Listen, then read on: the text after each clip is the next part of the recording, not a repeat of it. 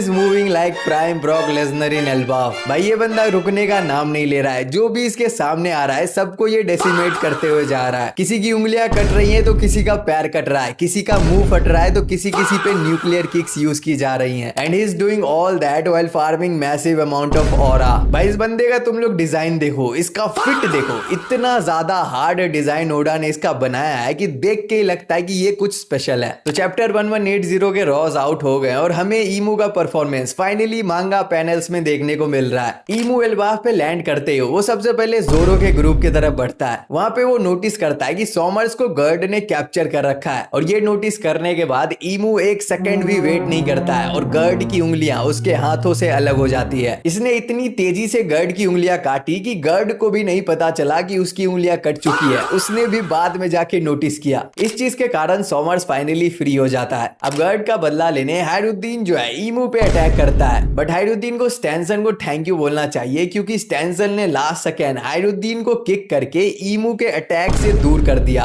अगर ईमू का अटैक हायरुद्दीन पे लैंड हो जाता तो शायद हायरुद्दीन बीच से ही कट जाता, बट स्टैनसन ने उसको बचा लिया। बट उसके बदले स्टैनसन को खुद अपना पैर खोना पड़ा। ये सब चीज को देखते हुए जोरो गुस्से में आके ईमू पे अटैक कर देता है। एंड भाई जोरो को जल्दी रियलाइज होने वाला है कि उसके सामने काइडो नहीं है जो कि जानबूझ के अटैक्स खाता है। ईमू ने जोरो का attack king of the hell Onigiri को बिना उसके तरफ देखे अपने पूंछ से ब्लॉक कर लिया। एंड उसके बाद ईमू अपने हाथों में एक ब्लैक फ्लेम यानी कि ओमेन जनरेट करता है और जोरो के फेस पे उसको पॉइंट ब्लैंक शूट कर देता है और वो चीज डायरेक्टली जाके जोरो को फेस को हिट करती है और जोरो भी आउट ऑफ एक्शन हो जाता है। उसके बाद ईमू उड़ के सांजी के ग्रुप की तरफ बढ़ता है और किलिंगम को फ्री कर देता है। और भाई सांजी बिना कोई टाइम गवाए अपने पैरों को इफ्रीट जाम्बे से कोट करता है और ईमू पे सीधे अटैक कर देता है। बट ईमू सांजी के किक को अपने फुट से रोकने का ट्राई करता है एंड सांजी उसके फुट को शायद पीछे भी धकेल देता है। जब तक सांजी ईमू के एक पैर से लड़ रहा था तब तक ईमू ने सांजी पे अपना एक दूसरा अटैक भी कर दिया। और भाई इसने क्या अटैक किया सांजी पे, एक spinning back hill kick coated with black flames and conqueror साकी। इतना फास्ट किक होने के बाद भी सांजी इसको ब्लॉक करने का ट्राई करता है, बट ईमू के किक से एक बहुत बड़ा एक्सप्लोजन होता है और हमें पता भी नहीं है कि सांजी का कुछ बचा भी है कि नहीं। बट अभी तक ईमू ने जितनी सारी चीजें की है उसको करने में ईमू का 1% भी एफर्ट नहीं लगा है। ये सारी चीजें एकदम नॉन चलांट होके कर रहा है। एंड भाई चैप्टर के लास्ट पेज में हम लोग देखते हैं कि लोकी ईमू के सामने आ गया एंड शायद इन दोनों की फाइट होने वाली है नेक्स्ट चैप्टर। अब देखो ईमू लोकी का क्या करता है नेक्स्ट चैप्टर। तुम लोग कमेंट करके बताओ कि लोकी कितना ज्यादा डिफिकल्टी क्रिएट करेगा ईमू के लिए।